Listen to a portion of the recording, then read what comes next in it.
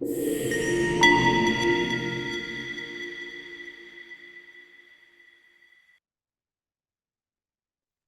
and welcome to the latest edition of Edison TV. Today, we are delighted to be joined by Mikhail Yarchinsky, CEO of Arctic Paper, a leading European producer of premium quality graphic and packaging paper, in addition to pulp, with a growing renewables portfolio. Welcome, Mikhail. Great to see you, and thank you for joining us. Hello, hi. To kick off, let's discuss the 4P strategy. In order to mitigate the expected effects of falling long-term demand in fine-grade paper, Arctic Paper introduced its 4P strategy. This focuses on growth and sustainable profitability using synergies between existing paper and pulp pillars and new investments in packaging and energy. Could you discuss your short-term and long-term plans in diversifying the business into packaging and power pillars?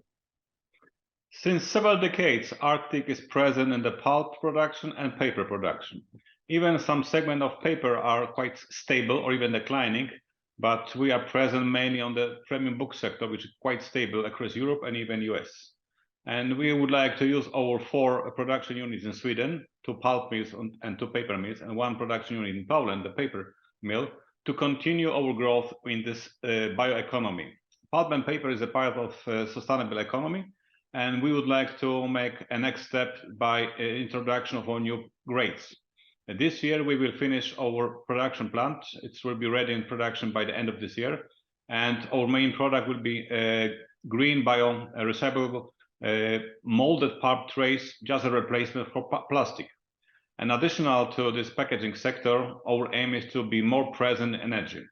We are in quite energy intensive sector. Already some years ago, close to 50% of our energy needs were satisfied by our on-site production. Today, it's already over 70%. And in the next few years, we would like to be 100% independent from the grid. And even we would like to produce a big amount of energy to be sold to the market. And moving on to capex, Arctic Paper is investing 1.5 billion Polish zloty in 2 new strategically important segments of renewable energy and packaging, targeting 25% revenue growth by 2030. Could you talk about your extensive capex program involving the addition of new facilities? From this close to 400 million euros investment program, around 150 will be dedicated to continue our presence in the pulp and paper production. But the remaining part, more than 200 million plus euros, will be mainly dedicated to build energy generation, mainly in solar, in the biomass, and partly in water, and partly in wind, in Poland and in Sweden. And regarding capital allocation, in terms of cash flows, can you talk about your capital allocation policies and how your dividend policy fits into this? Arctic Paper has a very strong balance sheet. Even today, we have a net cash. And even with this quite intensive investment program, we are sure that we will meet the bank covenants, roughly 2.5, maybe 3.5 EBITDA. Looking for this excellent result, which we delivered last year, we were able to pay our shareholders, even this week, in fact, the shareholders close to 60 € dividend, and it gives roughly 14% yield, which I'm convinced that is a quite good return.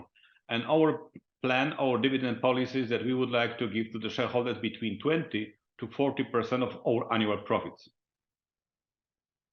Moving on to new upcoming projects, could you talk about the new ongoing energy and energy efficiency projects, such as the solar park in Kostrzyń, and at which stage they are at? This year, we will finish 17 megawatts solar park in Kostrzyń. The energy will be dedicated mainly for the paper production, but around 30% of the output will be dedicated to be sold on the market. In Sweden, we already started this year as first big-scale solar park of 5 megawatts. Also, we would like to provide the grid services to Svenska Kraftnät, the grid owner. We would like to provide some kind of battery storage and offer frequency and additional services to the market.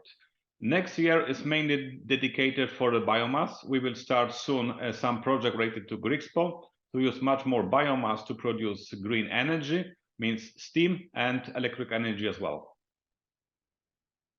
And following a record full year 22 with EBITDA margins approaching 20%, can you discuss how customer ordering patterns are affecting the business currently?